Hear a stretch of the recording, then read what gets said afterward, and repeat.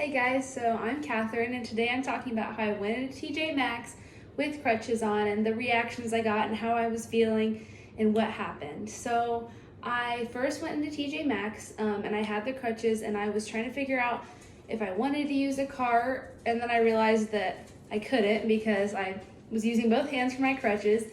So I went past that, and first I went to the clothes, and as I went to the clothes, as I was looking through, I just realized how hard it was to look through the clothes with my purse, my phone in my hand, and my keys. So I put all of my things in my purse, and then I kept looking through, and I realized that, where am I going to put all these things?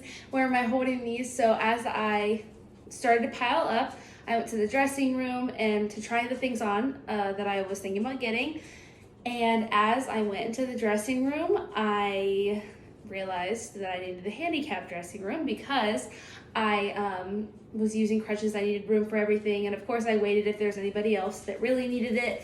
I waited for them and I let them go ahead of me because I can do things on my own if I have to. So I went into the bigger stall and I started to get changed, and I just realized how hard it was to change on all the things in the stools. And once I was finished, it took me a while to get everything back on the hangers and everything. And so when I was finished, I gave the lady the things that I didn't want because I didn't want to carry around the extra.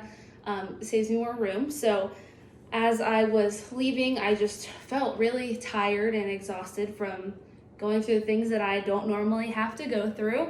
And so as I left, I started looking at kind of the beauty products and everything, and I realized that those things would be harder to carry because I only have so many hands. I can't just wrap it around or anything. So I went through that, and I had a few people ask me if I needed help carrying anything or whatever, and I just said thank you and I was good and whatever. So that happened, and as I went to go check out, I had trouble putting some of the things on the counter because that's a little difficult with the crutches and everything. So I dropped a few things. A few people helped me pick them up, and it made me realize, people get used to living like this and having these things, and it was exhausting for me to have to think about all of the things that I had to go through and I had to do and I had to make sure and all of the things. And it was just, I started to internally process just how grateful I was that there were the people there to help me pick the things up and do all of the things. And I was happy that, they were there to help me. And I just started to think about all these people that live with these conditions often and constantly.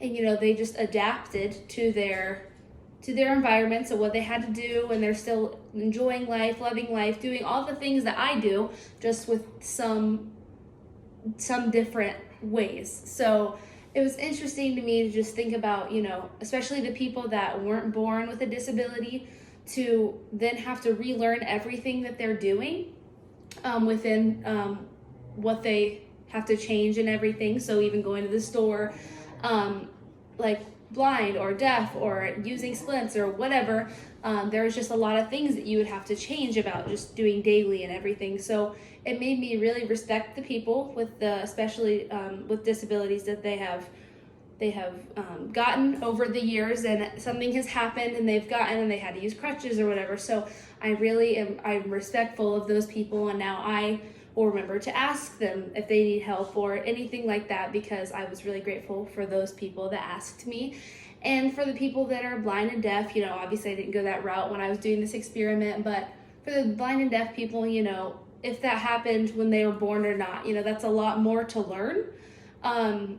And a lot more to process through, and you have to learn sign language, or you have to use a cane, or you have to have a partner with you at all times, or a dog, or anything like that. Like, there's a lot of different things that they have to go through that we just don't think about going through because we're us. We've always been us, and we just don't have to think about any of that. So I have a lot of respect for those people with a disability. It was difficult for me just walking around with crutches on and doing those things because I don't have to deal with that all the time. I don't have to think about it. I can just pick up the things and get a cart and put the things in the cart, and it's easier for me. So I do have a lot of respect for those people, and I think that this project was a big help for me to understand that you know, people have other things going on, and ask them if they need help, and just be considerate of what they're going through, because it could be hard what they're going through, and they could be new to the disability, and so they need that extra help and support, and they don't have that person. So just being there saying, hey, do you need help carrying anything, or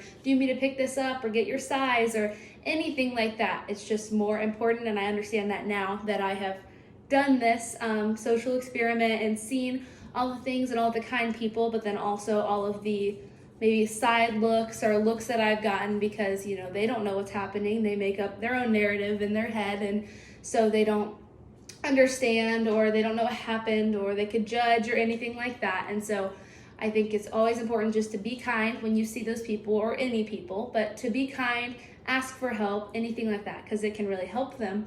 I just love this experiment, and I'm glad I could be a part of it. So thank you guys.